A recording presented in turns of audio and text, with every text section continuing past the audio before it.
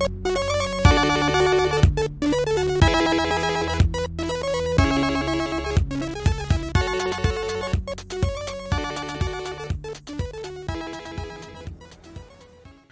everyone, and thanks for listening in today. We're talking about Outlander's episode, The Wedding. It's an episode that I'm pretty sure that a lot of y'all have been waiting for. I'll probably be turning a bright shade of red by the end of this discussion, but and it's probably going to be an explicit rating podcast. I don't know, but anyway, here we go. So on the previous discussion of Outlander, I had said that Dougal had said a line that I couldn't remember how it went, and he says something. The idea of grinding your corn does tickle me. So yeah, that's the line. But anyways, when I said I was running out of time in that last episode, and then I kept going, it's because I only have a certain amount of time to do these recordings, because my husband comes home and he can be very loud, after coming home from work. So, and most of the time I am burning the midnight oil trying to get these podcasts done. And edited and put together and published. So it takes a while. But anyway, enough about that. We're here to talk about the wedding episode of Outlander. I have the synopsis written right here. It says, marriage to a Scot seems to be the only legal way out to save Claire from falling into the paws of Blackjack Randall, and Jamie accepts to become her husband and protect her. Claire is overwhelmed by circumstances that are forcing her into becoming an adulteress and a bigamist.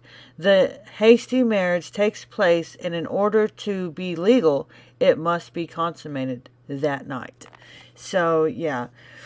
So, this episode, it starts out with Frank and Claire going to get married. And, they're walking down the street, and they're fixing to go meet his family, and he goes and says that let's get married, and let's start a family and a life together. So him and Claire, they go and they get married, and then it pans out to Jamie and Claire getting married, and that's how this episode starts out. And I liked how this episode was done on that, because I like how it wasn't from point A to point C. They did point B first, and then they did point C, and then they did point A, and circled back around to, I liked how they did that. And that was a pretty good way of, being able to include everything in it, but also, make the episode really more interesting to watch. And then also, I liked how you could see the difference between Jamie and Frank in this first scene, and then compared to Jamie and Claire's wedding, the difference between Frank and Jamie. Not that Frank's way was bad, but Jamie put a lot of care into making this a proper wedding, as we'll find out later on in the episode. So yeah, that was really interesting how they played this. So, and then another thing with Claire's voiceover, she's talking about pearls being scattered, how she feels lost, and how she feels like she feels guilty for marrying Jamie. She's maybe feeling she's done something wrong to Frank, and and then later on in the episode, of course, Jamie gives Claire his mother's pearls, and it's the most precious thing he has, and now Claire is the most precious thing he has. So I thought that was really, really neat, just, for that to be said in the beginning of the episode, and then for it to wrap up, the episode to wrap up with that scene of Jamie giving Claire his mother's pearls. So, but anyway, that's getting ahead. So Jamie comes into the room, and of course it's awkward, and the party's still going on downstairs, and they're probably not going to go to bed until they know that Jamie and Claire have made things official.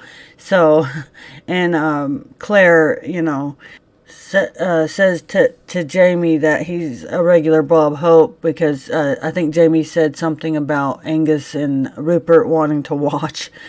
So Jamie and Claire, they toast.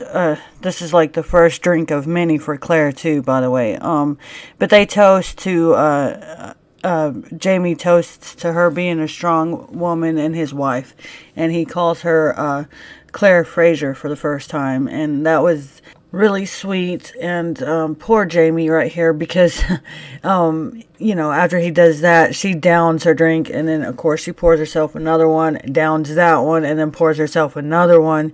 And she's just she's trying to work herself up to this moment, because and Jamie's like, he tells her he's not going to force himself on her, and then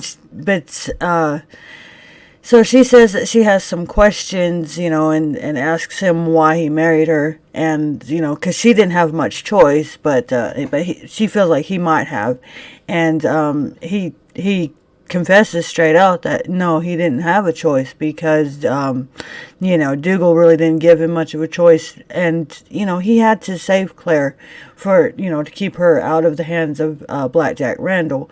So it goes to that scene where they're talking in the barn. Him, Murdaugh, and Ned Gowan and Dougal are talking about what they have to do. And, of course, Ned Gowan says that they have to consummate the marriage.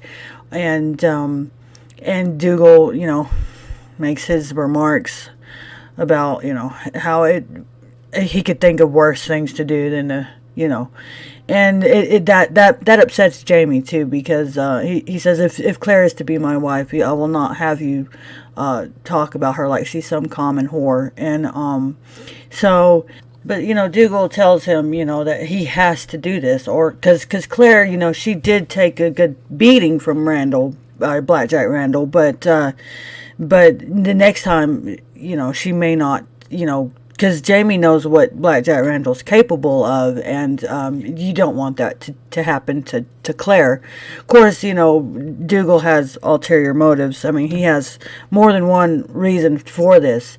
One is to keep Claire safe, but there's actually 3 reasons why Dougal is doing this, and I guess a spoiler alert right here, because number 1 is to keep Claire safe, like I said, and then number 2 is if Claire has information on them, because she does, he doesn't want that.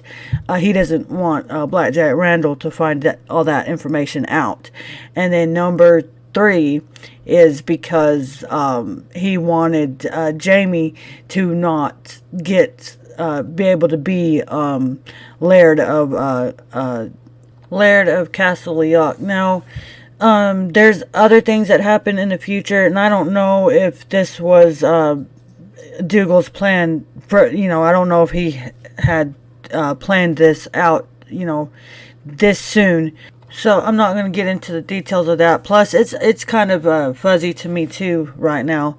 So I need to keep watching myself. And I don't want to get any facts wrong. But anyway, Dougal has more than one reason to want to marry Jamie off to Claire. So anyways, but in this episode, it's to keep Claire safe, and this impresses Claire.